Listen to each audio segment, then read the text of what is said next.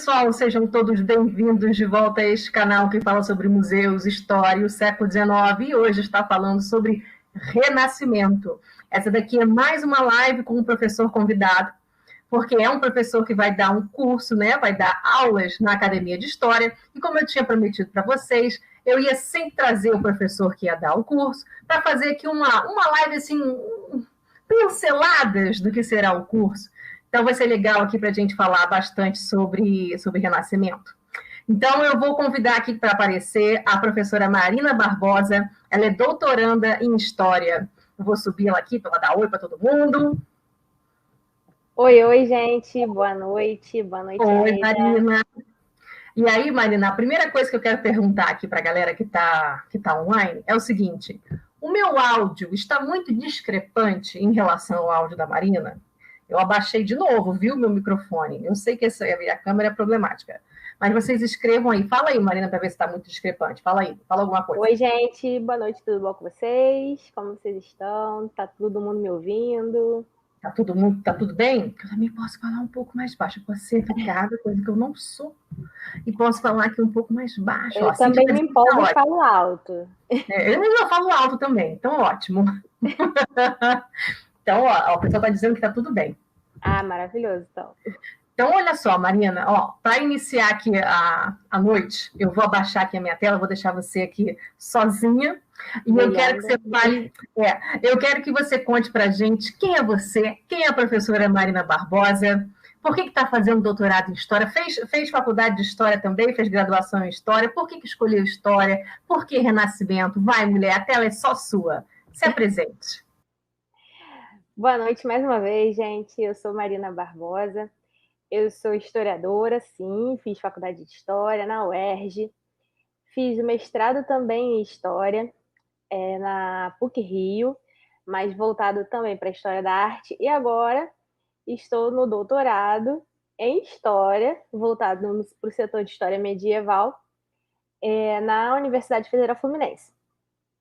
Bom, a paixão por história, né, o gosto por história começou na escola ainda, né, era uma matéria que eu curtia muito, e aí eu queria ou ser jornalista ou ser historiadora, eu queria falar, eu queria contar história, ou história do tempo presente ou história do passado, né, era o que eu estava voltada, direcionada para fazer.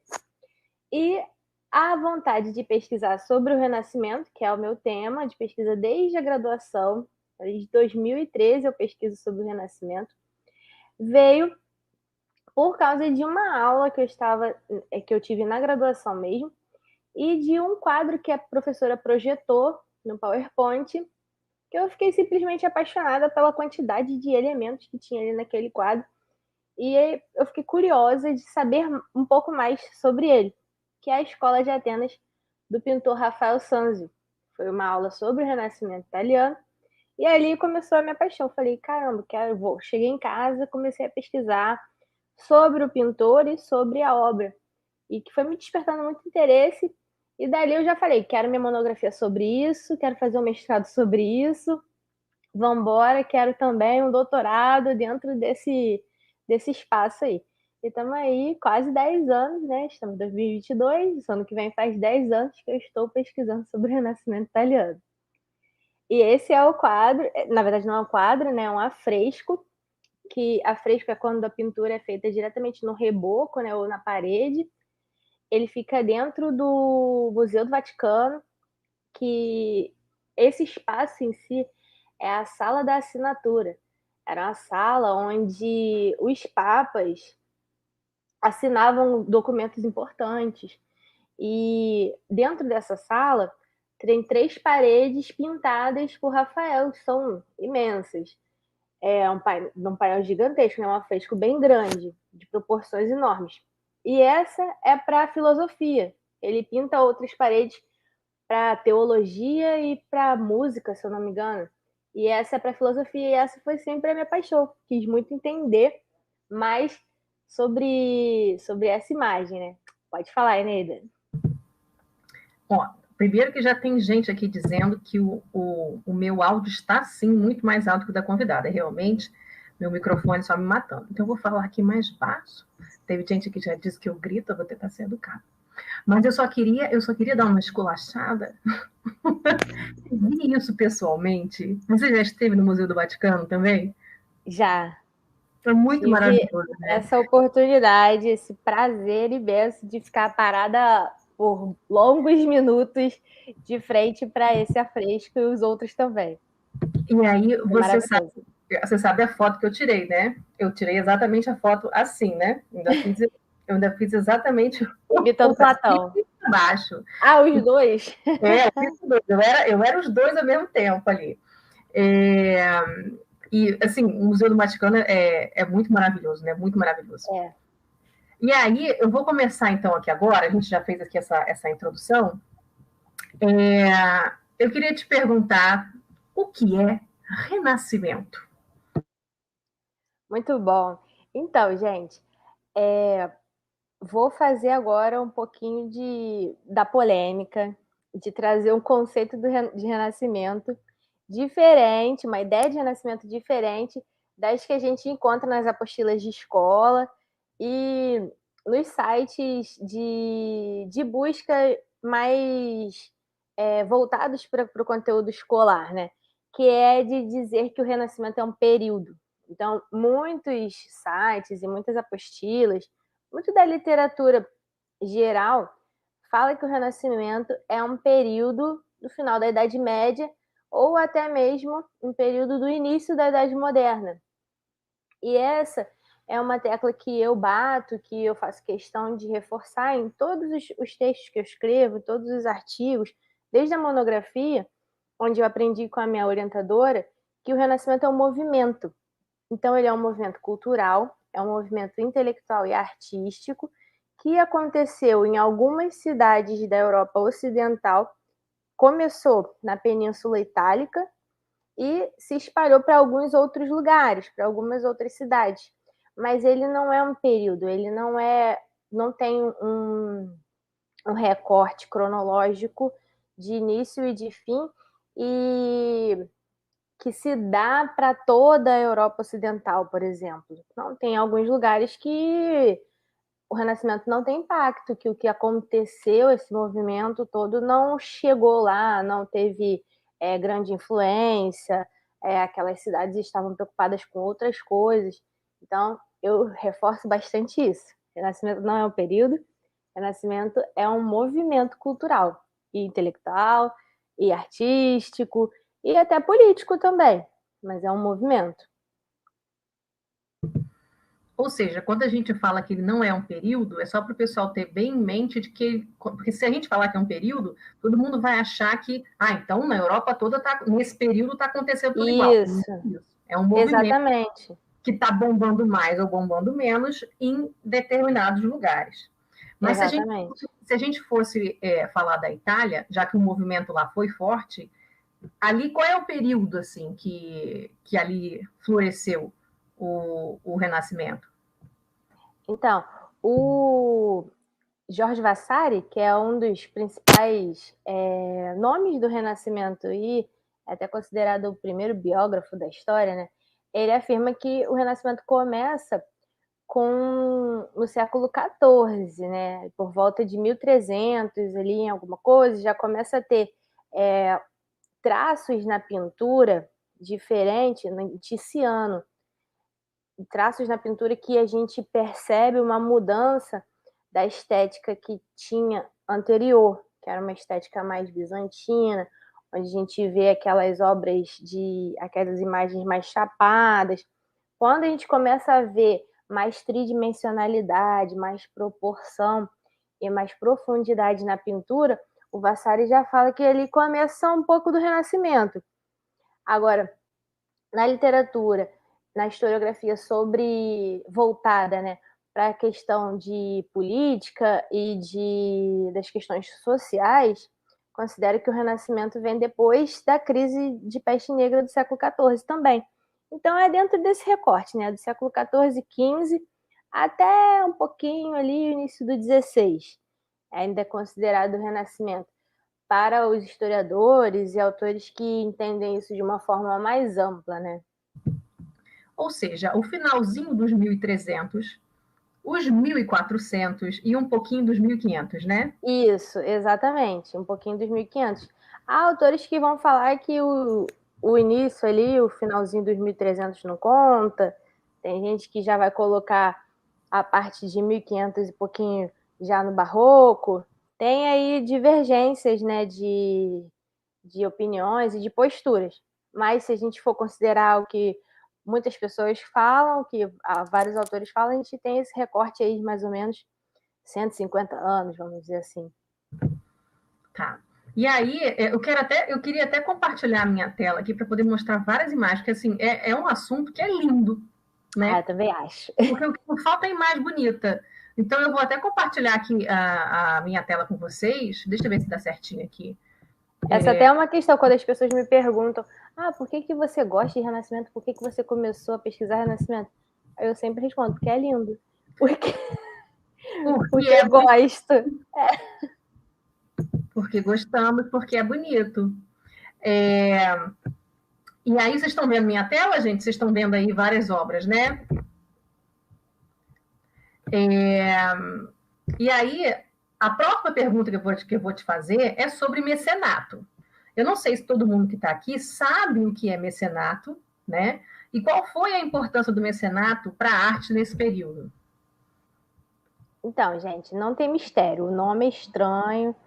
Às vezes a gente não está familiarizado com o nome mecenato, mas mecenato nada mais é do que um patrocínio. Então, de uma forma bem simples, é o ato de patrocinar as artes. Então, a história do mecenato remete à antiguidade grega, mas falar sobre mecenato fica muito conhecido, fica muito evidente, principalmente no Renascimento, que é esse momento em que a arte ela foi patrocinada. E eu costumo fazer uma analogia com a gente fazer uma encomenda de um bolo. Quem já me viu no Instagram, quem já me viu em outra live. Oi? Eu tenho filho, já encomendei muito bolo. Esse é o futuro, Então, encomendar muito bolo. exatamente. Eu sempre faço essa analogia. Por quê? Quando a gente vai encomendar um bolo, a gente vai lá e escolhe, né? Qual é a massa, qual é o recheio, qual é a cobertura, de que você quer o bolo decorado, né? De qual personagem, de como que você quer aquele bolo ali. E você paga a pessoa que vai fazer o bolo, a pessoa vai fazer aquele bolo ali segundo as suas especificações, segundo o que você pediu, né? E aí ela tá te incentivando o seu trabalho. Se você, como a pessoa que faz o bolo, se você não tem quem te encomenda, tu não tem bolo para fazer, tu não ganha dinheiro, né? Então eu costumo fazer essa analogia bem simples para explicar o que é mecenato, e nada mais é do que isso. Porque no Renascimento a gente não tem a ideia de produção artística como a liberdade poética que vai vir na modernidade, na contemporaneidade. A gente tem aquele artista que pinta o seu sentimento, que pinta. Pode falar. Dentro do Renascimento, não tem um bando de Van Gogh que pintava por pintar e ninguém comprava os quadros dele. Não tem isso. Isso, exatamente. Era caro comprar tela e tinta no século XIX, imagina lá nos 1400. Exatamente. E alguém encomendando aquilo e pagando por aquilo, senão não vou ficar pintando. Exatamente. Então você não ia fazer o bolo sem ter a encomenda. Era esse processo de ter alguém pedindo um quadro, de pedir uma obra de arte, uma escultura, e determinar o que aquela pessoa queria. Deixa só eu falar o seguinte. Eu vou só botar esse menino ali na cama 2 segundos. Mais uma vez, a tela é sua, você é dona do canal. Ótimo. 2 minutos. Vai, continua. Continuo. Tá ótimo. Então, gente, continuando aí na explicação. Era essa ideia de que a gente não tem uma relação do pintor do Renascimento livre, criando o que ele gostaria de pintar, o que aparecia na cabeça dele, que surgia como uma demanda, ou pessoal, ou social, ou política, como a gente vai ver na história da arte mais para frente. O Renascimento é uma coisa muito específica de encomenda. Então, tem uma pessoa que faz uma encomenda para um pintor e ela especifica o tamanho da obra, quanto que ela quer investir naquela pintura ou naquela escultura, qual é a narrativa, qual é o personagem que vai ser pintado, o que ela quer ali, quanto que ela está disposta a oferecer de dinheiro para aquele pintor, vai determinar também os materiais a serem utilizados. Então, se vai ter algum detalhe pintado em ouro ou detalhes pintados em azul ultramarino, que era uma pedra, vinha de uma pedra preciosa, né? Era um pigmento que vinha do lápis lazuli. Todas essas especificações eram determinadas por quem encomendava, pelo cliente. E essa prática é o mecenato. Eram as pessoas que encomendavam essas obras e que, a partir de então, acabava fazendo essa relação de patrocínio. Era assim que o pintor ganhava dinheiro e era assim que a arte era incentivada. Então, essa é a importância do mecenato para o cenário. Sem ele, as obras não existiriam. Então, eu sempre lembro dessa questão, de você produzir faço essa comparação, você produzir um bolo a partir da demanda do seu cliente, e não a partir de uma vontade individual, né? Vamos dizer assim. Enfim, essa estrutura de você pensar como que funcionava, como que a arte ia acontecendo a partir dessas relações, faz com que ela não aconteça de uma forma orgânica, de uma forma natural. Os pintores vão produzindo de acordo com essas especificações e com essas demandas do seu cliente, e essas demandas desses clientes, elas vão representar. Então, o mecenato não é só um patrocínio da arte, ele representa também uma expressão de poder, porque eu pedindo para um pintor pintar um quadro, ou para a minha casa, para o meu palácio, ou para eu fazer uma doação para uma igreja, eu estou mostrando que eu tenho poder, eu estou mostrando que eu tenho dinheiro, eu estou mostrando o quanto poderoso eu estou diante da sociedade. Quem que é esse pintor que eu consegui pagar? Dependendo de quem foi esse pintor que eu paguei, eu demonstro mais poder ainda. Então, isso tudo faz parte da relação do mecenato. Se eu tenho um quadro já pintado do Rafael Sanzio, uma escultura do Leonardo, ou uma pintura do Botticelli, eu sou um cara poderoso, eu sou uma pessoa poderosa diante da minha sociedade, diante das pessoas que estão circulando socialmente comigo. Então, essa é uma prática que não só patrocina as artes, mas eleva o poder da burguesia que está ali crescendo, eleva o poder da Igreja Católica que está ali se fortalecendo, aumentando seu grau de poder, seu domínio. O mecenato ele tem várias esferas, né? Ele funciona, é uma prática de patrocínio de arte, mas que funciona para oferecer poder, tanto para quem está pintando, quanto para a pessoa que encomenda, quanto para a pessoa que está ali pedindo e pagando pelaquela pintura, pelaquela arte, né? Desculpa aí, gente, meu filho apareceu aqui. Nada, que isso. Teve alguém que falou aqui a mesma piadinha que eu ia falar, que é essa daqui, ó. Que é fundamentalmente, eu sou a rica! Exatamente, é isso. No mecenas é isso, né? Do tipo, Isso. olha, pagando, né? E aí, eu não sei se porque como eu perdi aqui um pedaço, da mesma forma que você estava falando, por exemplo, que é um burguês, digamos, um burguês que está pagando, né? Que, por exemplo, são os quadros do Van Eyck, que eu queria mostrar aqui também. Ele está se beneficiando com isso porque ele está mostrando poder, né? E no caso, a entidade, a companhia ou a empresa que mais estava demonstrando poder e que queria demonstrar poder é a Igreja Católica, né? Que era, eu acho que talvez a grande mecenas, né? Eu queria até te perguntar, eu acho que, se bem que a pergunta que eu vou fazer, acho que até tá embrincada, porque eu ia perguntar dos Medici, né? Que é uma família de mecenatos, mecenas muito importantes, mas vários dos Médicis foram membros altos da Igreja Católica.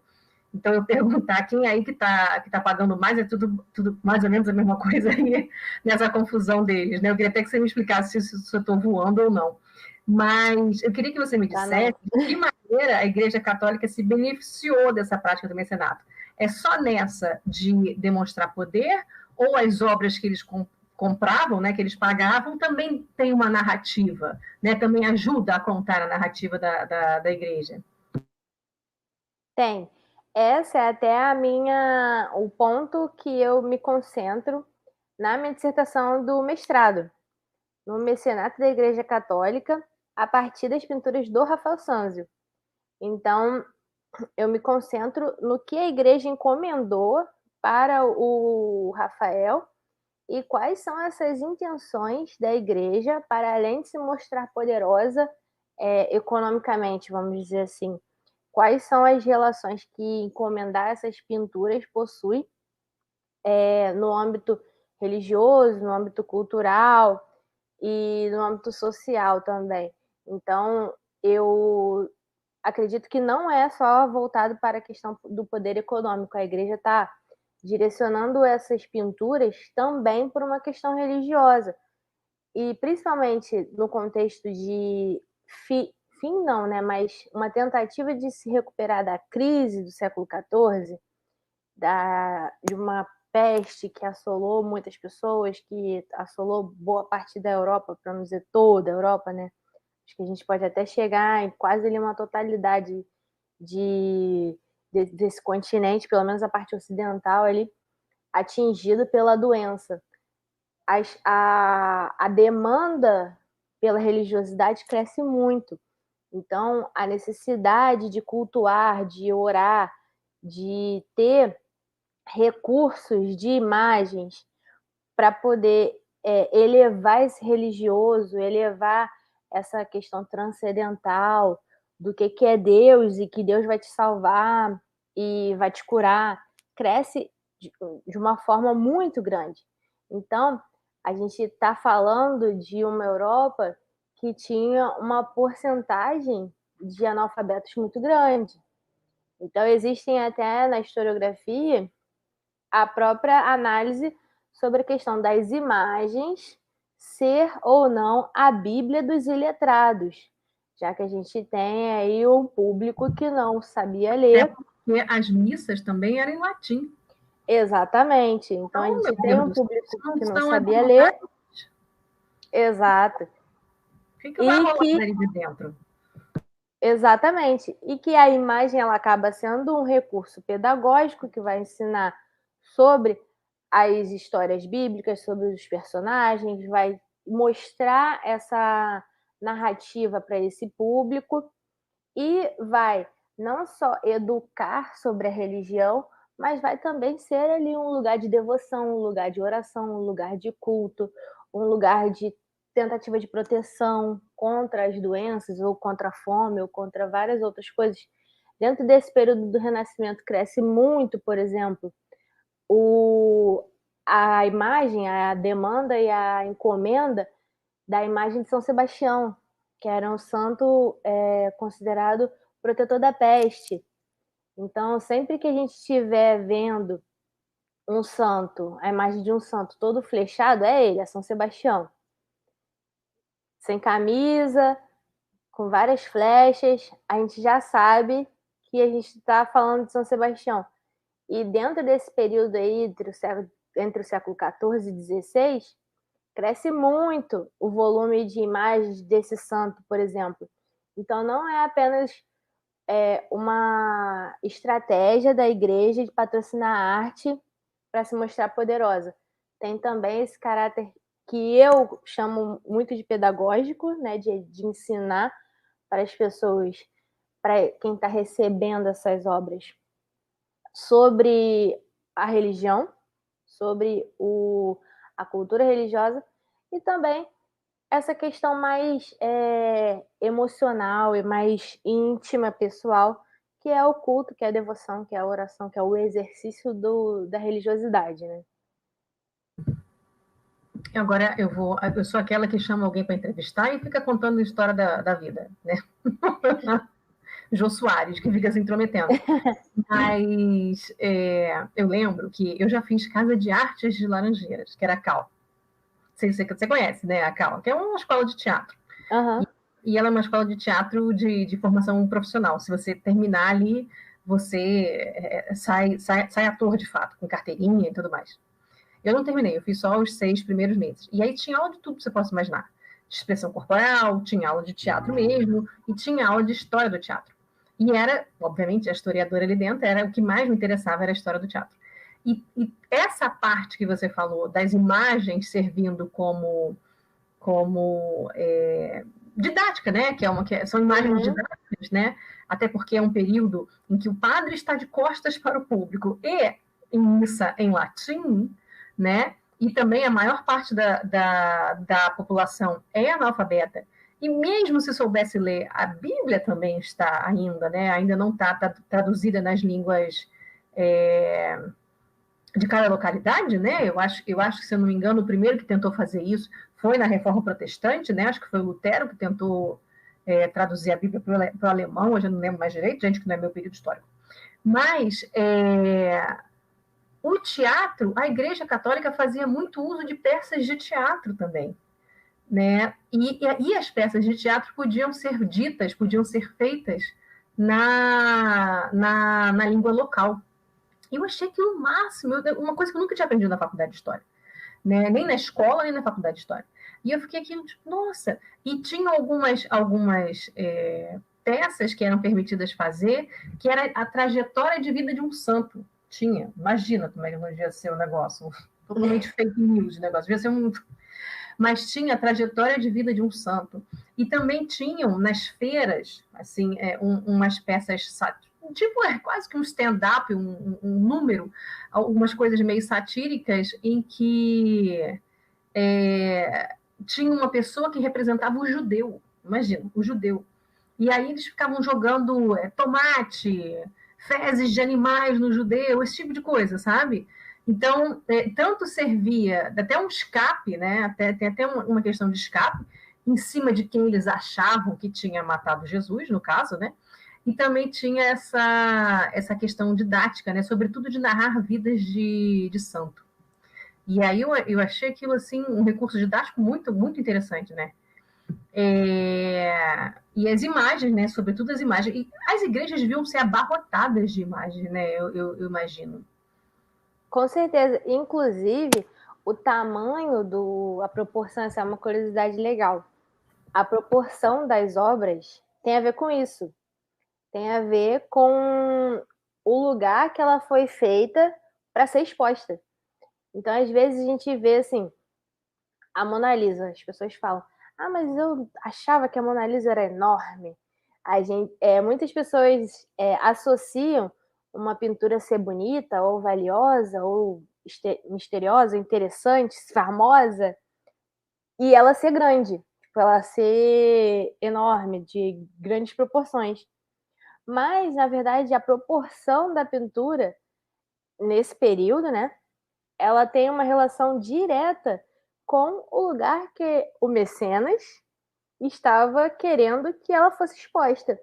Então, provavelmente, quando a gente encontra pinturas de 3 metros, 4 metros renascentistas, é porque aquelas pinturas foram feitas para estar dentro de catedrais, dentro de igrejas enormes, que cabiam 300, 400 ou até mais pessoas. Então, ela precisava ser gigante para poder ser vista pelos fiéis. E quando a gente encontra pinturas de proporções menorzinhas, a gente tem ali, quando a gente vai buscar quem que encomendou, qual foi o mecenas, por que encomendou aquela obra, a gente acha a proporção e descobre, na maioria dos casos, que aquela obra ali foi feita para ser uma obra particular, para ser uma obra privada, para ficar dentro de casa, para ser um espaço de oração. Por exemplo, o primeiro quadro do Rafael que eu estudei é o Renascimento, a Ressurreição de Cristo. Inclusive, é uma curiosidade que me motivou a estudar esse quadro. A Ressurreição de Cristo é o único quadro do Renascimento italiano que faz parte de um acervo fixo brasileiro, do Hemisfério Sul. Muitos, a maioria... Está no MASP? Isso, a Ressurreição do MASP, exatamente. A maioria das obras do Renascimento, elas estão em museus ou da Europa ou dos Estados Unidos. Poucas são as obras que se encontram aqui no Hemisfério Sul. E o Brasil tem essa obra, que é o Renascimento, a Ressurreição de Cristo, que é uma obra do Rafael, como seu acervo fixo. Não é de exposição itinerante, não é uma obra que é emprestada, não, é uma obra que pertence ao Brasil, que é uma obra do Rafael Sanzio. E ela é desse tamanho. Ela tem 50 centímetros por 44, 54 por 40, alguma coisa assim. É bem pequena, tipo, é assim. E por que ela é pequena assim? Porque ela foi encomendada para um objetivo particular. Ela é a partir de um retábulo que fazia um local de oração. Era um espaço de culto privado de uma família que provavelmente tinha ela ou na sala de casa ou no quarto, em algum espaço do ambiente privado, para ir lá fazer uma oração quietinho, orar. E esse tipo de coisa a gente só percebe vendo pessoalmente a obra, né? Por isso que eu acho fantástico a gente ir nos museus, a gente conseguir ir nos lugares para ver. Porque às vezes na internet, quando a gente olha a imagem, a gente não faz ideia do tamanho dela. A gente chega, dá de cara no museu. Eu olhei, parece bem pequenininho mesmo, que eu peguei ali a do MASP, bem pequenininho. Ela é bem pequenininha mesmo. Uma moldura bonita, né? Uma moldura bem bonita. Isso, uma moldura grandona, assim, toda imponente. Eu fiz o estudo desse quadro e também tem o estudo das molduras, porque as molduras também importam a gente estudar, também é um ponto que ela não está ali à toa. Tem um porquê de existir uma moldura fininha ou uma moldura grossona, uma moldura com características de pilares gregos, né? Com dourado, sem dourado, enfim. As molduras também têm história ali por trás, né? Também fazem parte da iconografia. E antes de passar para outra pergunta, teve uma pessoa aqui que fez uma pergunta aqui que tem a ver um pouco com a ideia de por que renascimento, né? Que você falou para a gente o que é o renascimento, mas por que renascer algo? Por que retomar algo? Mas a pergunta que fizeram é se teria uma pessoa... Não, um movimento é uma coisa assim que eu acho difícil, mas ela perguntou assim, ó, de quem foi a ideia de trazer repaginado o clássico da Grécia e de Roma? E o tal do o neoclássico, ele é o renascimento do século XIX. O neoclássico, a estrutura é basicamente essa, só que lá no XIX, né, no início do XIX. Mas diga para a gente, então, por que retomar alguma coisa? Por que, né? Por que renascer alguma coisa? Então, muito boa essa pergunta. Eu acho que não tem realmente uma pessoa que a gente possa apontar. Ah, foi de fulano. Não tem. Mas a gente tem um porquê de ser retomado isso.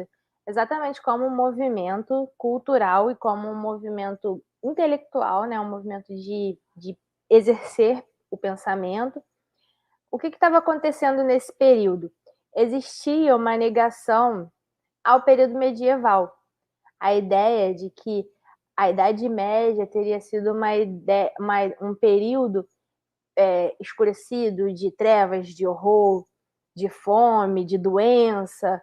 Então, os humanistas, que são esses pensadores, esses intelectuais que se encontram dentro do movimento do Renascimento, tinha muito essa postura de negar e de tornar negativo mesmo a ideia da Idade Média. Hoje, a gente, como estudantes e professores e atuantes dentro do período medieval, a gente lê a história de um outro lugar e percebe que existe ali...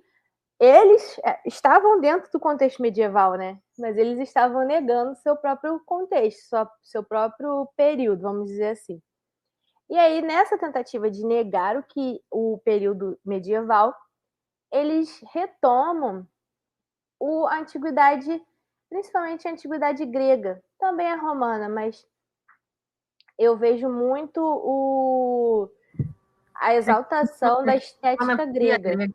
A romana copia grega. A romana copia grega. Pois é, tem isso também. Então, o que os humanistas, o que os renascentistas fazem? Eles pegam o que Roma e que Grécia fizeram de grandioso e exaltam isso. E retomam isso também. Então, a ideia de renascimento vem daí, de fazer renascer aquele passado glorioso de Grécia e Roma e exaltar todo esse passado. Existe uma metáfora que o autor Berenice Cavalcante, ele faz ela faz essa metáfora mostrando que o Renascimento estava buscando, os humanistas estavam buscando serem anões nos ombros de gigantes. Então, eu acho que essa metáfora é interessante para a gente entender essa ideia de que eles se consideravam anões pequenos, bem pequenos, diante da grandiosidade que foi os filósofos gregos, os imperadores romanos, as pessoas mais importantes de Grécia e Roma. Esses eram os gigantes. Esse era o período mais glorioso e que deveria ser mais exaltado da história, e não o período medieval. E ali eles se consideravam o quê? Eles se consideravam anões. Mas a gente não é anão a gente não está em um patamar tão pequeno, a gente está no ombro deles. Porque a gente consegue enxergar da mesma forma, da mesma perspectiva que esses gigantes lá da antiguidade grega e da antiguidade romana. Então, eu acho bem interessante essa comparação, porque mostra o quanto essa ideia de renascimento importava e qual era uma das principais motivações desse nome, né? Por que renascer? Qual era o objetivo? Era isso, ó, a gente não é tão grande quanto o passado grego-romano, mas a gente quer ser. Então a gente retoma essa estética, a gente retoma esse pensamento, a gente faz renascer esse pensamento, e também a gente consegue enxergar a partir da mesma perspectiva que eles. Então a gente repagina, vamos dizer assim, esse passado. Só que eles não se colocam num patamar a mais, no nível de sermos soberbos. A gente é melhor do que a grandiosidade grega ou romana. Não, a gente é melhor do que o passado medieval, isso é. Porque ali foi treva. Mas a gente vai fazer nascer novamente esse passado grego e esse passado romano, que ali foi a glória. E aí, eu queria te perguntar quais são, assim, os principais desenvolvimentos técnicos observados na pintura desse período. Eu lembro que tinha o esfumato, eu lembro do 3D, né? Conta pra gente aí, o que veio de novo? Então, vamos lá, gente. Teve uma imagem que você postou que eu acho que era a Madonna com o menino, que era Maria com uma criança, né, com Jesus. Aí a gente tem uma das principais mudanças técnicas do período do Renascimento, que é várias mudanças técnicas, na verdade. Uma imagem só a gente consegue falar essa mesmo. A gente consegue falar de várias coisas, ó.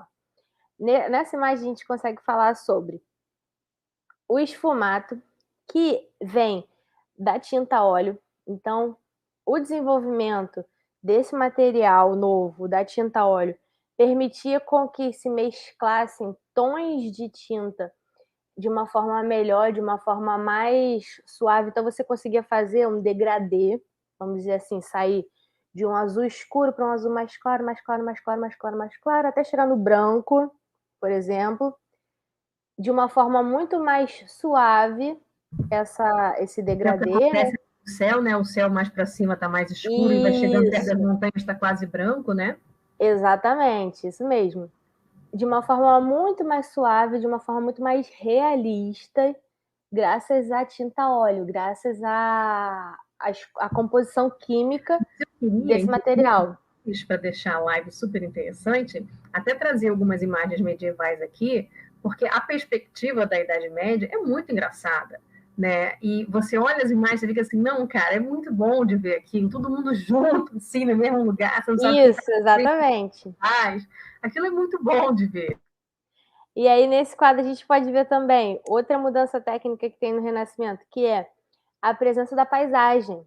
Então, isso que você falou, de algumas das imagens medievais, não tinham muito essa questão de composição pictórica, que a gente chama em História da Arte, né? Que é colocar ali as arvorezinhas, um rio passando por trás, o céu. Na pintura medieval, o que importa? A gente precisa representar Maria? Beleza, a gente desenha Maria. A gente desenha Jesus? Tá bom, a gente vai lá e desenha Jesus. E atrás a gente pinta tudo de amarelo, de qualquer cor.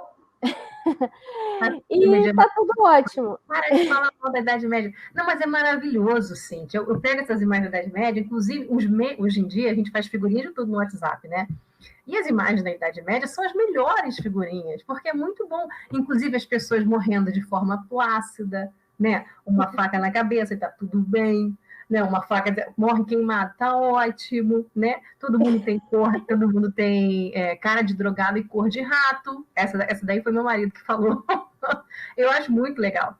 Mas, de fato, a gente vê que a diferença da arte medieval para a arte do Renascimento é muito gritante, né? Isso, exatamente. E outra mudança também é a questão da proporção humana. E para falar disso, eu acho que a pessoa mais notável é o Leonardo da Vinci, porque ele era tudo. O cara era pintor, matemático, inventor e poeta e um monte de coisa. Então ele estudava muito, ele era um cara intelectual, ele se dedicava para estudar.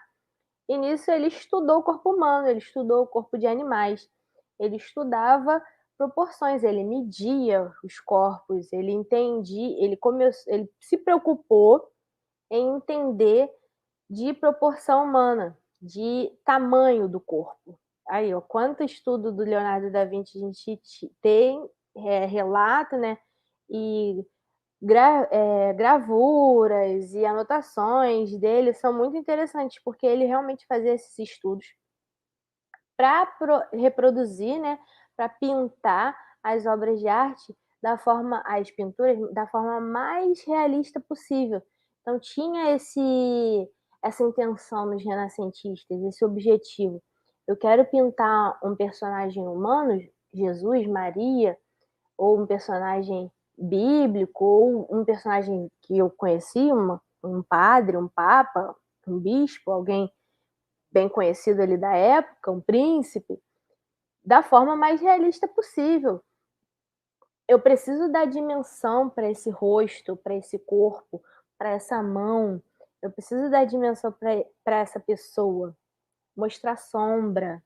Então era com o estudo que ele conseguia fazer isso. E ele também estudava os corpos, né, os cadáveres, e buscava entender realmente, fazia laboratório, né, com, com esse objetivo de trazer e de aprimorar a técnica da pintura. Então a gente falou do esfumato, né, que é esse degradê de cores, da presença de paisagem. Olha só a paisagem lá atrás, pô, a gente tem a Santa Ceia, tá? Qual é o principal tema dessa obra? Obviamente, a última ceia que Jesus fez com os apóstolos. Mas não é pintado somente uma mesa com homens sentados nela e só, fim, um fundo chapado. Não, a gente tem ponto de fuga, perspectiva, tem a paisagem, ó, tem 3 janelas lá atrás, que tem uma montanha no fundo, que tem um céu. Então, tudo isso são mudanças técnicas que o Renascimento traz, que são muito interessantes e que traz essa mudança, né? Mas aí a gente retoma uma coisa. Eu, particularmente, trabalho com a ideia de que essa imagem, ela é medieval. Se a gente for determinar um período para ela, eu defino ela como medieval, porque eu não retiro o Renascimento do contexto medieval, porque ele não é um período, ele é um movimento. Mas essa imagem ela está totalmente fora da estética medieval que tanto eles queriam negar. É muito interessante isso, né? A gente olhar e ver que no período, na Idade Média, o que a gente conhece como imagem medieval era uma coisa, e eles conseguiram transformar tanto essa imagem, mesmo estando dentro do contexto medieval, porque eles não romperam com as estruturas medievais, né? Inclusive marcando também que grande parte das obras ainda são religiosas. Não Isso, só exatamente. a Igreja Católica é uma das grandes mecenas, foram elas que encomendaram, a gente sabe, então, tá? Uma das razões para que elas sejam, né? Mas é só para que. Eu lembro quando a gente dava aula, né? Os alunos às vezes achavam, então já que o enfoque agora é muito no humano, né? Já que a gente está falando do humanismo, então essa intenção de estudar o corpo humano, mostrar o homem, né? Da forma como ele realmente não ficar achando que os renascentistas eram ateus, não, de maneira nenhuma, né? Que o pessoal já acha que já não acredita mais em Deus, não tem nada disso, inclusive, né? Grande parte das obras são religiosas. É claro que tem isso, porque a Igreja Católica estava pagando por grande parte delas, né? Claro. Não, com certeza. Não tem um rompimento com a estrutura católica. Né, de acabou, a gente não tem mais uma ligação, a gente não tem mais uma relação, e vamos tocar a vida aí para outro curso, para outro rumo. Não, não tem isso. A Igreja Católica continua sendo muito forte e uma grande patrocinadora de todo esse movimento, né? Olha as imagens Olha aí as anteriores ao Renascimento. Ô, Cíntia, olha aí as imagens medievais. Não tem como defender. Quer dizer, cadê o fundo? Cadê a paisagem atrás? A composição pictórica? A profundidade dos rostos, né? Dos corpos? É muito diferente mesmo, né? É muito diferente. E deixa eu ver aqui. Aí, antes da gente passar para as... Porque, assim, eu não sei... Não, vou fazer aqui agora né? Quem é que já deu like aqui nesse vídeo hoje? Você que está aparecendo aqui do nada, inscreva-se no canal, aperte o sininho, porque senão você não recebe os vídeos novos desse canal, né? Eu não sei por que eu não estou mostrando para vocês a placa que eu ganhei do YouTube. Eu já fiz um vídeo sobre isso, mas peraí, né? Peraí. Vamos mostrar aqui a placa. Que a pessoa, olha que lindo, olha aí a câmera aí, ó. Olha vocês aí refletidos. Essa é a placa. Cadê os aplausos aqui, os coraçõezinhos nos comentários? Então é o seguinte, gente. Então, já feito esse disclaimer aí de dar o like, segue o canal, aperta o sininho. Outra coisa que a gente tem que dar o disclaimer, essa live daqui está rolando porque Marina Barbosa vai dar um curso para a gente sobre renascimento, mecenato e Igreja Católica. Né? Esse curso vai começar, quando que vai começar? Vai começar dia 10 de maio, que é uma terça-feira. Né? Esse curso vai ser às 8 horas da noite. Eu acho que a gente vai usar a plataforma do Jitsi Meet, que é uma plataforma legal. E o site do Eventree, para vocês se inscreverem, eu acho que está aqui nos comentários também. Eu vou botar aqui embaixo na descrição do vídeo. Vou deixar aqui também nos comentários, eu vou copiar e vou colocar, então, para vocês se inscreverem.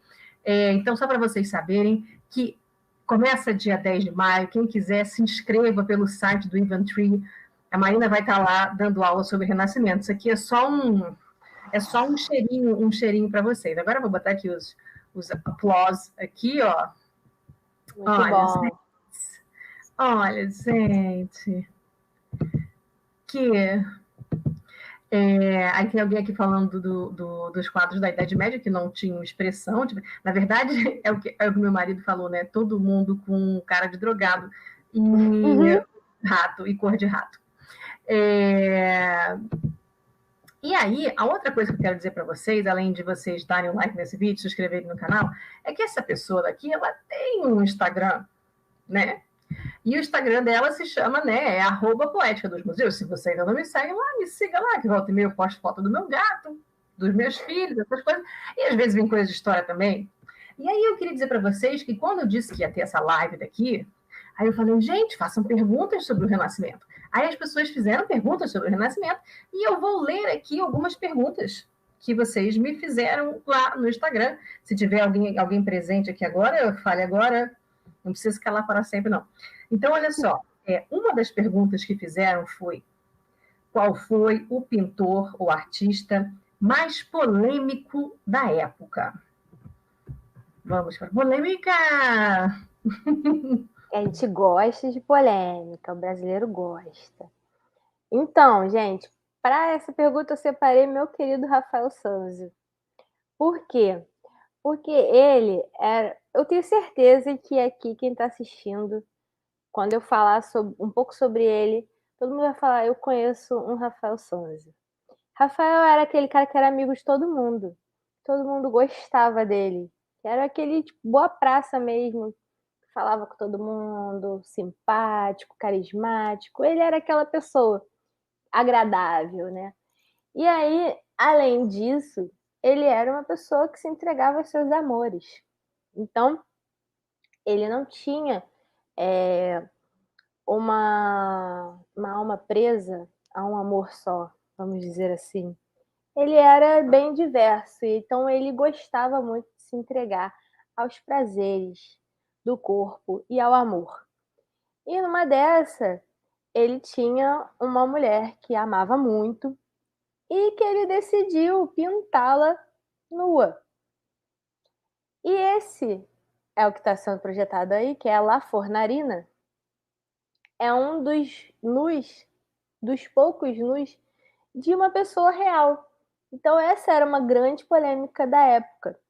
Por quê? Quando a gente, na maioria dos casos, a gente tinha pinturas de nudez, principalmente a nudez feminina, era uma nudez mitológica, era uma nudez de personagens. De, por exemplo, a Vênus, a Afrodite, né? De Botticelli, que ela tá ali saindo da concha, né? É uma mulher nua? É uma mulher nua. Mas ela não era a mulher que você encontrava indo ali na esquina, na padaria. Agora, a Fornarina era a mulher que você ia caminhar para comprar o seu pãozinho e dava de cara com ela. E tinha um quadro dela nua. Então, isso era algo muito polêmico, muito problemático para a época. Ela era um dos amores de Rafael. Ela era filha de um padeiro. E aí, Rafael, se envolvendo com ela, pinta essa mulher nua. E o quanto isso foi emblemático para a época. E essa questão é muito interessante para a gente pensar como que ele expôs essa mulher, quais foram as consequências. Eu nunca encontrei algo sobre isso, relatando sobre isso. Por exemplo, se ela conseguiu se casar depois com outra pessoa, se ela, sei lá, foi expulsa de casa. Essas informações, sabe, por ela ter se posado nua para Rafael, eu nunca encontrei informações sobre o que aconteceu com ela. Mas certamente a gente pode ter a projeção aí de pensar que aquilo ali foi algo bem polêmico, que foi algo diferente do usual, do comum, que era retratado no período. E ele era um cara voltado muito para essas práticas, né? Para essa questão aí voltada para o amoroso, para a vida amorosa muito agitada. Inclusive, tem até uma história que o Vasari conta sobre o Rafael, que ele foi contratado para pintar algumas obras na Catedral de Siena, fazer parte de algumas obras de lá, né? Compor algumas obras da Catedral de Siena. E aí ele estava demorando muito para terminar aquela encomenda, mais do que foi previsto, mais do que foi determinado no contrato. E o mecenas que encomendou para ele, que pediu a obra para Rafael, descobre que essa demora toda foi porque ele tinha uma mulher que estava amando muito em Florença. Então, vira e mexe, ele saía de Siena e voltava para Florença para encontrar com essa mulher.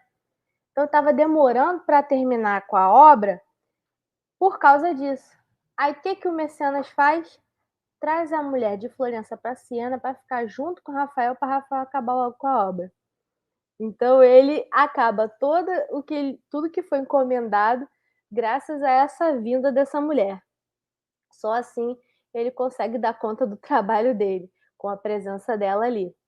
Então, como mais polêmico, eu vou eleger o Rafael.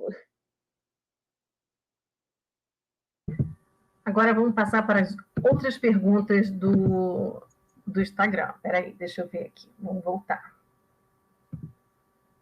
Eu lembro que tinha algumas que eram boas. Muito boas. Além dos Médici, né, dos Médici em Florença, quais outras famílias foram grandes mecenas?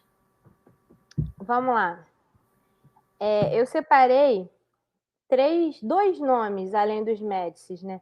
Mas a ideia da prática era a mesma, que eram os Sforza em Milão e os Borghese em Siena. Mas o objetivo era sempre o mesmo, aquele que a gente conversou lá no começo da live.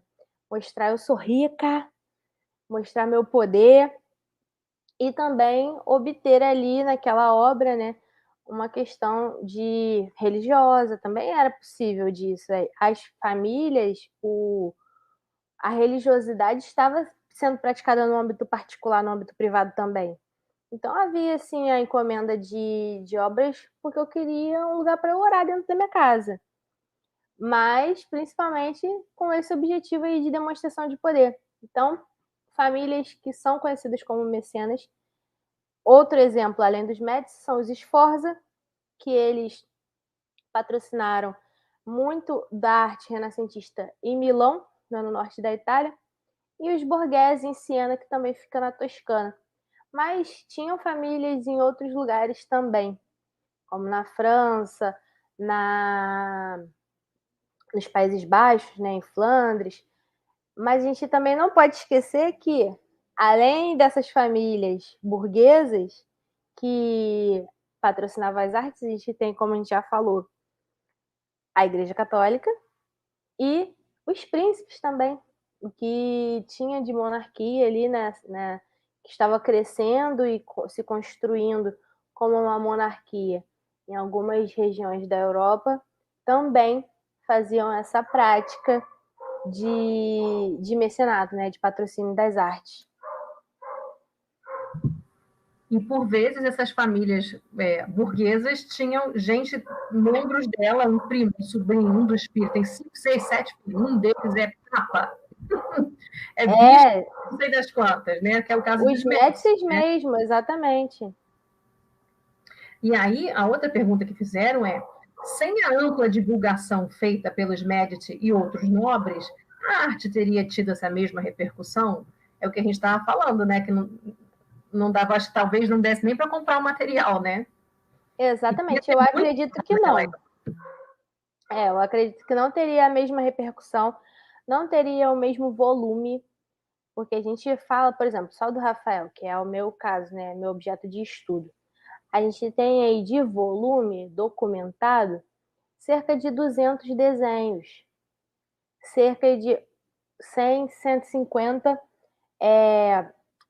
telas, né, óleo sobre tela, pintados. Então é um volume muito grande. É claro que no Renascimento é bom a gente lembrar, isso aí a gente vai falar melhor no curso, que a gente tem a questão do ateliê.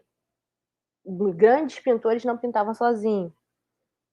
Então, isso também ajuda muito a ter um grande volume. Pô, como é que o cara conseguia pintar 200 quadros? Como é que ele pintou 200 quadros na vida?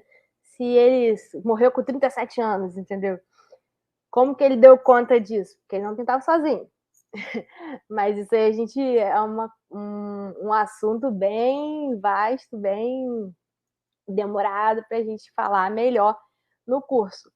Mas, sem dúvida, se não fosse o patrocínio, esse investimento dos mecenas nas artes, não teria essa proporção de volume e nem de alcance, né? Nem de de exercício de poder mesmo. Porque até os artistas, até os pintores, eles também tinham exercício de poder. Eles tinham um status social elevado para as suas cidades, para as suas localidades, né? Sim, sim, com certeza, né? Do tipo, os Mets estão me pagando. Isso, e agora quem vai ser o próximo a me pagar? Eles Não, eram disputados. não, dentro do Vaticano tem obra minha, tem noção? Eu vou para o céu com certeza. Você eu não sei, mas eu vou para o céu com certeza. Exatamente. Ó, Tem um pintor. Inclusive, olha só, já deixei passar essa pergunta, mas vou ter que fazer aqui agora, até porque ela voltou aqui, ó. Eu sei que você estuda obra de arte na pintura, mas o pessoal está querendo saber de música também, se tinha mecenato em música, em compositores de música também, se você sabe alguma coisa sobre isso. Olha, sobre música eu não sei, mas eu acredito que deveria ter sim, porque na literatura também tinha. Então, tinha todo um investimento e um patrocínio para obras literárias. Então, por que não teria para música? Eu acredito que teria sim. Inclusive, até eu acho que você deve perguntar mais para frente. Ou você já perguntou? Não, sobre fora da Itália, né? O que está acontecendo fora da Itália? Próxima pergunta do Instagram. Tá. Então vamos lá. Mas foi outra pessoa que perguntou. Então foram duas diferentes que perguntaram. Foi a Tânia, que perguntou se o mecenato acontecia também com compositores, né? E a Fátima. Então, agora vem a outra pergunta do Instagram, mas antes de ler essa outra pergunta do Instagram, eu queria falar sobre esse negócio que você falou dos ateliês, que quando eu contava lá na primeira vez que a pessoa vai à Europa, sobretudo quem fez faculdade de História ou qualquer humanidade, né, um impacto muito grande, né? Que é tudo aquilo que você sempre estudou, está ali na sua frente. E aí, imagina se não vou entrar em museu, todos que eu podia entrar, eu entrava. Até briga com família teve, porque nem todo mundo da família quer visitar aquilo, e eu fico lá eu sei bem como que é. Um horário, até porque como não vai ficar um lado do outro, a gente marca um horário na porta de saída, né? Tipo, vamos passar 2, 3 horas aqui dentro, e eu apareço 1 hora depois, o pessoal briga comigo, mas assim, ali eu não vou. Certos museus, aconteceu a mesma coisa comigo. Brigaram. Não, meu pai foi no microfone, pediu para a moça chamar no museu, imagina. Achou que eu estava perdida, que eu tinha saído pela porta do museu. E meu pai, para quem vê os vídeos aqui das histórias do meu pai, sabe que meu pai é esse, né? Achou que eu já estava morta na Europa, já tinha saído, tinha sido atropelada e não encontrei eles. Não, eu estava lá vendo as obras com mais detalhamento. Mas eu entendo. Eu estava vendo algumas obras, inclusive, do Rafael, e eu fiquei Meu marido encostou e dormiu no canto. Eu não, eu ficava... encostado. Eu na Basílica de São Pedro. Que bom que dormiu, porque no caso do meu pai, que tinha marcado um horário na porta de saída, e eu não apareci, e aí, morri. Devo ter morrido dentro do museu ou fora do museu. Essa é a única coisa que passa pela cabeça dele, que eu morri. Mas só isso que pode ter acontecido. E aí, mas eu estava andando, e aí eu vi um Rafael que eu já tinha visto no outro museu. Eu disse, mas claro, eu já vi. Aí você, quando vai embaixo da plaquinha, tá lá escrito ateliê, né? Pelos alunos, atribuído a Rafael. Né? Eu fico, olha aí, muita coisa atribuída a Rafael. Que eles diziam assim, do ateliê do Rafael. Né? E aí, na verdade, as coisas que não vem escrito que é do ateliê do Rafael, que vem escrito que é do Rafael mesmo, a gente também não sabe o quanto que ele pintou daquilo ali, né? O quanto, né? É difícil, esse negócio de autoria é um negócio difícil. Às vezes, a transfiguração é um que eu tenho certeza, que é bem determinado do Rafael, porque ele morreu e não tinha terminado. E aí, quem termina o quadro são os alunos do Rafael.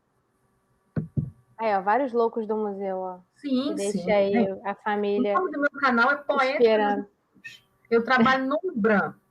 Entendeu? Eu casei dentro de um museu. Gente, se eu trouxesse foto aqui do meu casamento, quer dizer, eu casei dentro de casa, mas o almoço foi no restaurante do museu. Bati foto lá. Imagina se eu não vou para do museu. Aí vem a outra pergunta aqui, que é a seguinte. Por que a Itália é a maior referência do Renascimento? O que o resto da Europa estava fazendo? Essa é a pergunta. Muito bom.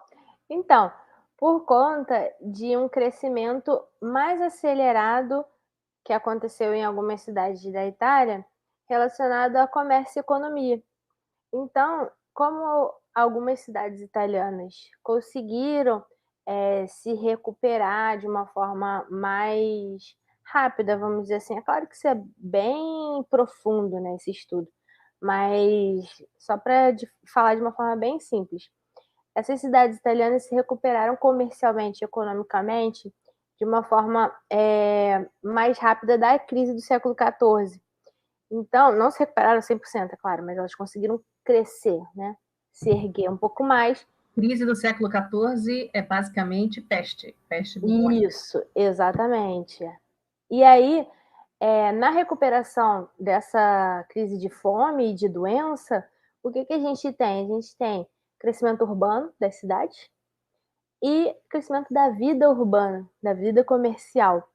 Com esse crescimento, favorece a troca de ideias, a vivência urbana e a vivência desse contexto que migra do rural, que passa a ser desse cotidiano de cidades, desse cotidiano urbano. E isso favorece a disseminação e a presença dessas ideias humanistas, dessas ideias que são a base do Renascimento, que são as ideias que a gente já falou, né? De retomar do clássico, de transformar técnicas de pintura, de patrocinar as artes, de buscar trazer o belo, essas imagens, para o dia a dia.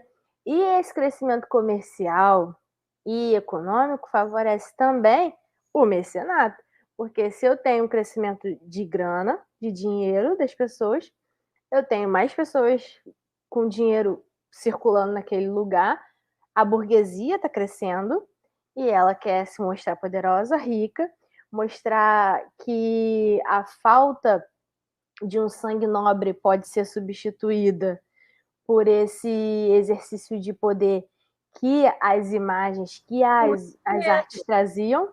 Por dinheiro. Exatamente, por dinheiro. E isso na Itália foi muito mais forte do que em outros lugares.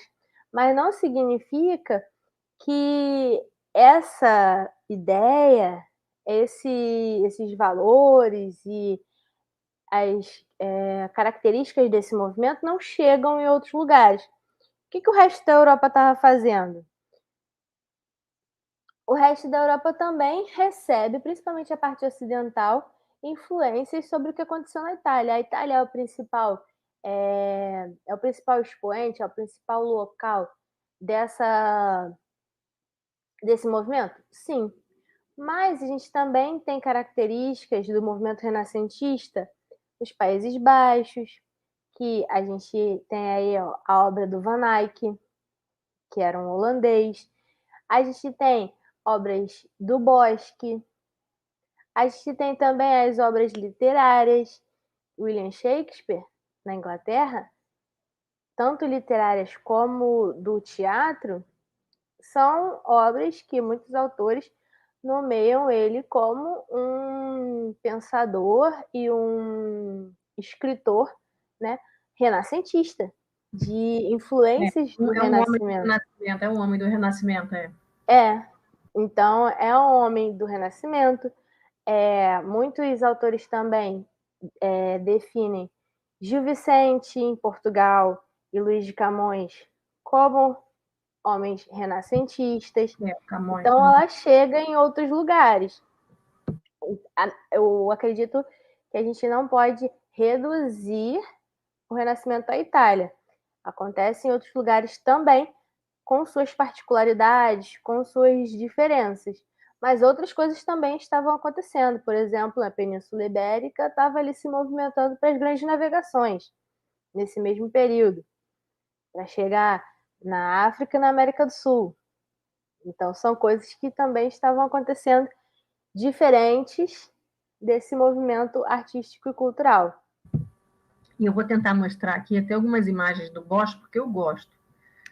Tem o Bosque, tem o Bruegel, que é também dessa região. Não sei se eu estou falando certo, porque essa parte aí de holandeses e... Então, eu morei na Bélgica, né? E aí eu morei lá em Bruxelas. eles são flamengos, eles são flamand. Isso, Agora, exatamente. a própria Bélgica, o norte da Bélgica, ela é flamand. E a Holanda é, obviamente, toda flamenga. Então, por exemplo, o Van Eyck, ele é nascido nesse norte, hoje é Bélgica, norte da Bélgica, hoje. Uhum. Sim, mas naquela época fazia tudo parte dos Países Baixos, entendeu? Então, e a Bélgica conseguiu a sua independência da Holanda em 1830 ou 1832. Então, assim, é uma disputa muito grande se é holandês, se é belga, se é holandês, se é belga. Mas a cidadezinha onde o Van Eyck nasceu, se eu não me engano, porque tinha uma estátua em Bruges. Todo mundo conhece Bruges aqui? Já ouviu falar sobre Uhum. Bruges? Bruges é uma cidade turística muito forte lá na área flamand, no norte da Bélgica. E tinha uma estátua do Van Eyck enorme lá em Bruges, né? Então, mas é isso, a gente está falando de uma cultura flamand, que se conceituou chamar de países de Holanda. São os holandeses, né? São os Isso. flamengos, são os holandeses, né? Como Bosch, como Bruegel, e parece que o Bruegel tinha o pai, o filho, o neto, tinha tudo. E eu, quando visitava os museus lá em Bruxelas, nossa, como tinha Bruegel, sabe? Tinha Bosch também, era muito legal. Agora, esse tríptico daí que está aparecendo do Bosch, eu acho que está no Museu do Prado, em Madrid, se eu não me engano. Eu vi esse daí, ou estava no Louvre, eu já não lembro mais, mas eu acho que está no Museu do Prado. Por sinal, gente, as pessoas que costumam, assim, aqui, guia turístico na Europa, as pessoas momento guia turístico, as pessoas que gostam que fazem viagem à Europa, né, quando o nosso dinheiro valia alguma coisa, né, gente? Agora imagina se dá para fazer alguma viagem. Mas as pessoas queriam ir a Paris, né? Querem a Alemanha, querem a Inglaterra. Raramente as pessoas vão assim à Espanha, alguma coisa do tipo. E quando vão, né, quando fazem assim do tipo, eu fiz Madrid, Paris, Londres, Roma. Aí falam mal de Madrid, né? Aí eu fico assim, essa pessoa entrou no Museu do Prado, porque eu não estou entendendo como é que está falando mal de Madrid. Como é que não entrou, né? Lá, a Cintia está dizendo que aquele quadro tríptico está no Prado, de fato. Se a pessoa está falando mal de Madrid, essa pessoa não entrou no Museu do Prado. Fora outros, né? Então, assim, o Museu do Prado é um belo de um Louvre que tem ali em Madrid. Essas coisas que a gente está falando aqui hoje, Rafael, eu vi muito Rafael ali dentro. Pode ir lá no Museu do Prado. Se você um dia for a Madrid, aproveite. Foi a Madrid errado. Aqui nós temos um Bruegel também, deve ser ou do vô, ou do pai, ou do filho. Né? Me parece ter um Bruegel. E tem uns que tem, assim, engraçado também que nessa... Ah lá, a Cíntia falando, absurdo falarem mal de Madrid, mas muita gente fala. E é engraçado que nessa época que você está narrando, sobretudo um pouquinho mais para frente, eu acho que já é do Bruegel Neto já, parece que houve já um pouquinho mais para frente, mas já pega o Bruegel Neto ou o Bruegel Filho. Teve um período que o pessoal chama até de pequena era glacial nessa região. E como eu morava lá, eu sei como é frio, sabe? É desgracinha. E tem alguns quadros do Bruegel que é só neve, né? O pessoal brincando na neve, se divertindo na neve, porque estava realmente uma situação difícil naquela época. Mas pode falar, eu falei que eu voltei aqui no guia turístico, mas continue. Não, tá maravilhoso. São esses exemplos mesmo para a gente mostrar que não eram. O Renascimento não é uma exclusividade italiana, né? Ele aconteceu com características particulares, mas em outros lugares também. Tem também no Sacro Império Germânico, um dos nomes, né, dessa região é o Albrecht Dürer, alemão, já não estou muito familiarizada na pronúncia, gente, mas se escreve D-U-R-E-R, com trema no U. Também é um pintor bem conhecido dessa região germânica, né? Então não estava só rolando na Itália, não. Aí, cheio de neve. Cheio de neve. Só para quem conhece aquilo dali sabe da situação. Tem pessoal aqui falando bem do Prado. Olha que beleza, isso mesmo. E aí, gente, nós estamos chegando aqui já a 1h15 de live. Eu queria mais uma vez reforçar com vocês. Cíntia, se você estiver aí entre nós, a mesa redonda. Cíntia, se você estiver entre nós, mostre para a gente o site do Eventree, para que as pessoas saibam aonde se inscrever, que eu coloco aqui. A Cíntia vai botar, que eu estou vendo que eu estou aqui comandando todas as movimentações aqui dentro, tá? Então, gente, se vocês quiserem fazer o curso, olha aí, ó. Tá vendo? Ali, lá em cima, na barra, na própria barra, tá escrito, ó, o endereço do Eventree. A Cíntia também deixou aqui nos comentários o endereço do Eventree, tá? Então, são 4 aulas. Elas vão começar dia 10 de maio, que é uma terça-feira. Elas vão ser às 8 da noite. Fala um pouquinho pra gente, Marina, só fala um pouquinho assim, aula 1 vou falar disso, aula 2 vou falar daquilo, aula 3 vou falar daquilo, aula 4 vou falar daquilo. Então, vamos lá. Deixa eu só abrir aqui para eu não falar errado. A Cíntia pode ir rolando e você vai... Pode ir rolando? Então, beleza. Gente, eu separei, eu tentei fazer um apanhado assim, bem completo do que a gente vai ter nesse curso. Então, o foco é pensar em arte, poder e religião. Então, muito do que a gente falou aqui vai ser abordado de uma forma mais profunda, mais direta também para as dúvidas específicas em cada aula. Então, para a primeira aula, eu quero que a gente debata, que a gente converse sobre o movimento em si. O que é o Renascimento, o que ele foi. Vamos entender o processo histórico, o contexto desse movimento, né? Desse período, desse movimento que está localizado em um período que aconteceu não só em um lugar, que aconteceu em vários lugares. É mais uma aula histórica, vamos dizer assim, para a gente entender todo esse contexto que o movimento está inserido. Na segunda aula, que vai ser no dia 17 de maio, a ideia é a gente conversar sobre o mecenato. O que significa realmente esse nome? Quais são os objetivos? Quais são as intenções de patrocinar obras de arte, além de poder gritar "sou rica"? Quais são as intencionalidades por trás disso? E não só falar do mecenato da Igreja Católica, porque ela é a minha principal fonte de pesquisa, mas a gente vai passar também pelo mecenato dessas famílias burguesas, dessas famílias que depois conquistaram principados nessas regiões.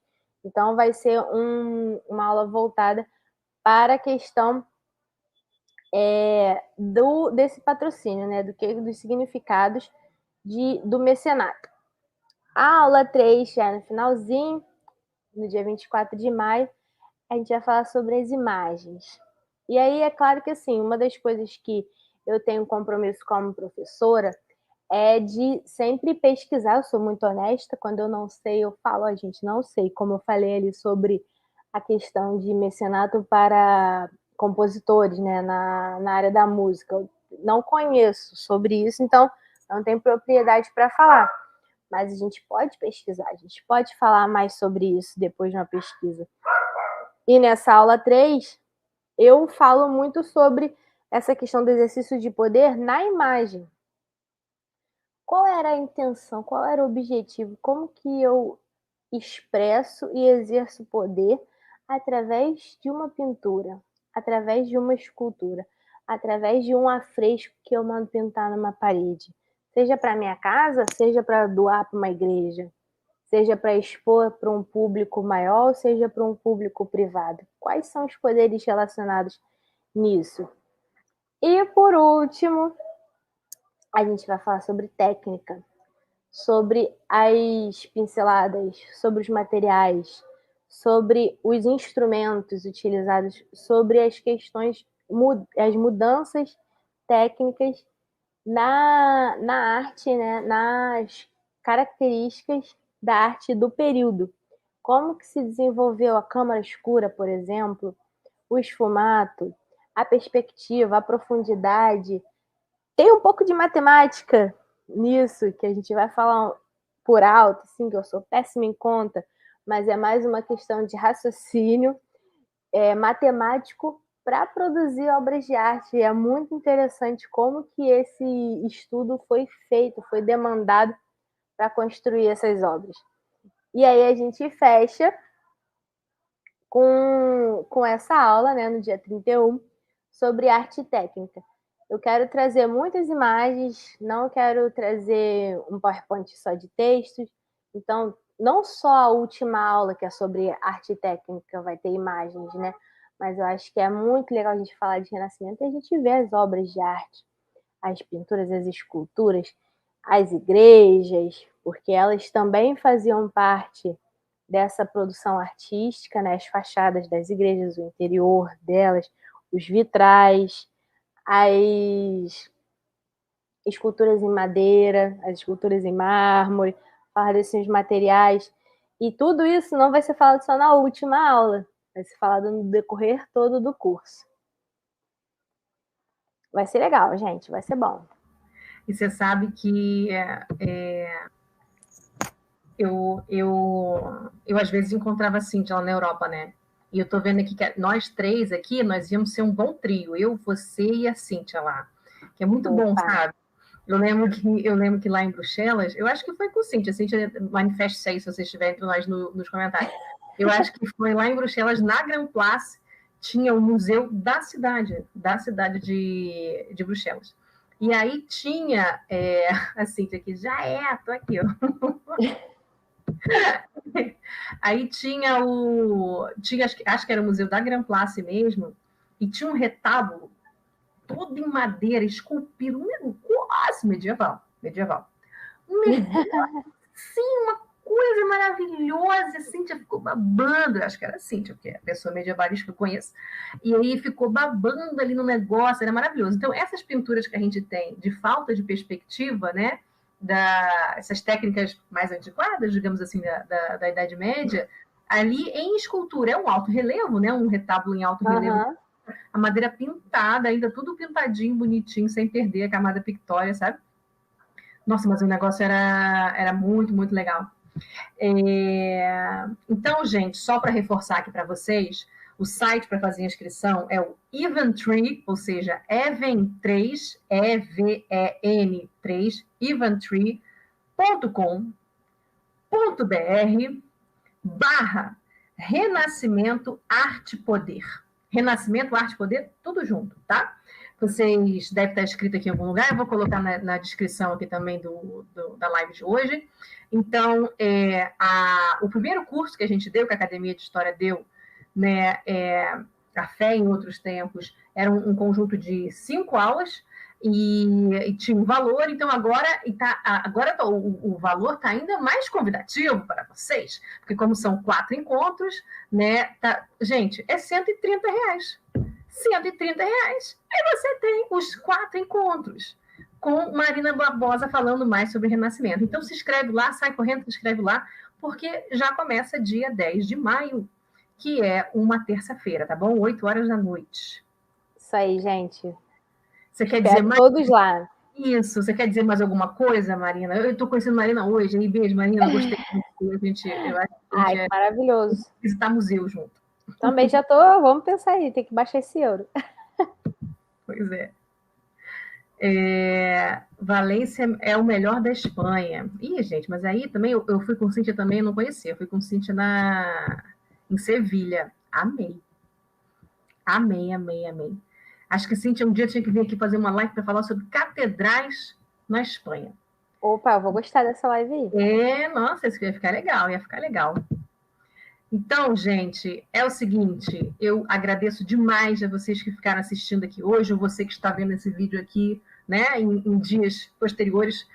Agradeço demais vocês aqui hoje, as perguntas que vocês mandaram agora e as perguntas que vocês mandaram lá no Instagram. Lembrando, então, que a pessoa aqui que vos fala tem um Instagram, apareçam por lá também, façam pergunta, tá? Chegou a hora de dar tchau, Lilica. Lembra disso, desse desenho? Então, gente, beijo, boa noite. Espero vocês lá no curso.